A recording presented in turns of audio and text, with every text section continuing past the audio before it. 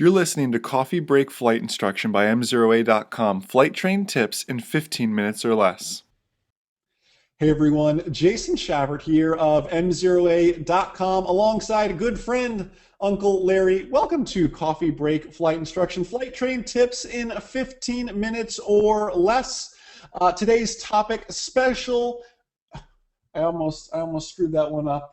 Gave it away early there, Larry. Special emphasis areas. I almost gave away what my big favorite one is going to be. Special emphasis areas is the topic. Larry and I are going to share with you which ones are, well, really our favorites. Is that the right way to put it, Larry? Or maybe most important? I'm going to read through them really quick here, and then we're each going to share one that we personally deem either most important or certainly enjoy most talking about, or really just want to beat into the brains of our students in most cases. Positive aircraft control, positive exchange of flight control, stall spin awareness, collision avoidance, wake turbulence avoidance, lasso, land and hold short operations, runway incursion avoidance, CFIT, controlled flight into terrain, ADM, aeronautical decision making and risk management, wire strike avoidance, checklist usage, temporary flight restrictions, special use airspace, aviation security, single pilot resource management, and in other areas deemed applicable to any phase of the practical test. So, Larry, why don't you start with which one you really think is the most special of the special emphasis areas, and take it away. Okay, so my special emphasis area is the positive change of controls. And what's kind of interesting, I remember there was a little classic cartoon that I saw way back in 1984. We see two airline pilots flying into a mountain, and they're talking to each other. There's a little goat, you like goats, that's kind of sitting there, and they each are looking at each other and say, "I thought you had the airplane." So positive exchange of controls is not just for us, it's not for students and CFIs, it's for like everybody. Nothing worse than having two CFIs in the same airplane thinking that the other guy is flying the airplane. So it comes down to something easy. Usually they say, you have the airplane, I have the airplane. That's not really the proper way of doing it, and I force my students to say, you have the flight controls. They acknowledge that they have the flight controls, and then I will say, you have the flight controls. And it's a nice, easy exchange. Everybody kind of knows who has the flight controls. It sounds a little bit silly because we're just kind of redundant on what we have to say. But I definitely know who has got the controls, and so I could be doing other things, looking out for aircraft, looking for birds that are flying into my area. But it's just so important, and that's really when it comes down to the DPE. So I get my students used to it right off the bat. As soon as that first lesson is we're taxiing down, I always tell them, you have the flight controls, you got to tell me that you have it, and then we'll go back. And it's something that's continued with me for at least 29 years.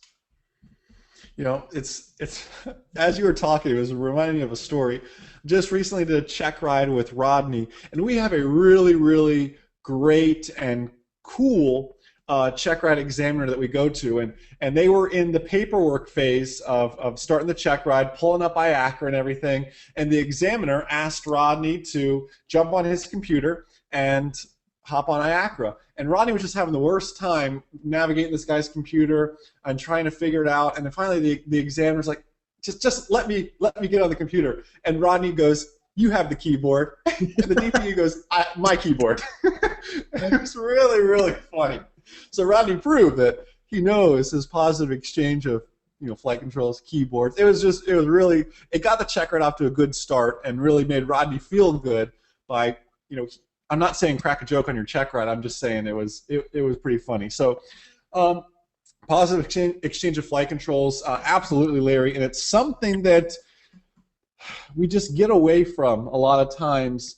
I'm flying with some of my instrument students, and you ask for the flight controls, and they're just kind of like, yeah, okay, yeah, you're fine. And you're like, no. Remember just like 20 hours ago when you were just that perfect student who just did everything and said everything right? I don't know if it's you get your certificate, you just let some things slip. I don't know what it is, but sometimes I want to grab people and shake them. But neither here nor there. My special emphasis area that I like to talk about, and I think is super important, is special use airspace. That's why I got confused at the beginning of the show. I almost gave away what my favorite one was by saying special use airspace. It's special emphasis areas. Special use airspace. Why is this so important? Well, what Larry and I were talking about earlier is we fly through it all the time, whether we know it or not. And I want you guys to write this acronym down, because this acronym is going to make not only your private, your instrument, your commercial pilot check ride, it's going to make your life a whole lot easier to help remember your special use airspace, and it is this: McPrawn. It is a bad McDonald's sandwich. You'll never forget it.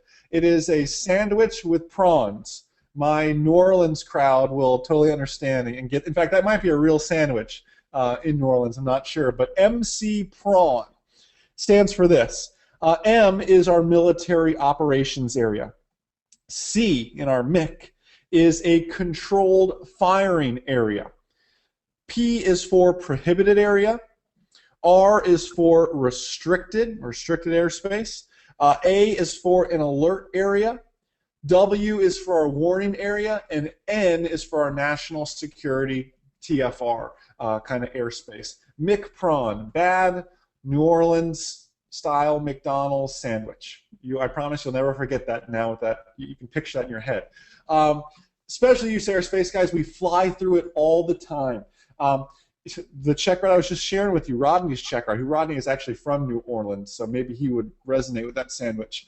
But almost every single one of those, with the exception of maybe a controlled firing area, came up on the check ride. You've got to know those sort of things, and you've got to commit them to your brain, and you have to be able to identify them on a sectional chart. Some of these are not shown on a sectional chart, but those that are, you've got to be able to identify them on a sectional chart, find out if they're hot or cold, if that applies to that situation, and figure that sort of stuff out. So special use airspace. Larry's was positive exchange of flight controls, guys. Those are 2 of 16, really 15 special emphasis areas that I guarantee will come up on not only your private, but your instrument, your commercial, your ATV check ride, however far you take the flying journey. So commit those to memory. Get great at them now so they don't plague you down the road. So, guys, I hope you're really enjoying these episodes of Coffee Break Flight Instruction we've been doing. Do me a favor, jump on iTunes, click the subscribe button, totally free. That way you get a notification on your phone, on your tablet, on your computer, via email, whatever it is, every time there's a new episode of Coffee Break Flight Instruction out, so you can take us on your walks to the gym while you commute to work, whatever it may be. So, guys, on behalf of myself, world-famous Uncle Larry, all the way up in frigid Canton, Michigan, thank you so much for everything you guys do. Thank you for checking out Coffee Break Flight Instruction. Enjoy the rest of your day, and most importantly, remember that a good pilot is always learning. Have a great day, guys. See ya.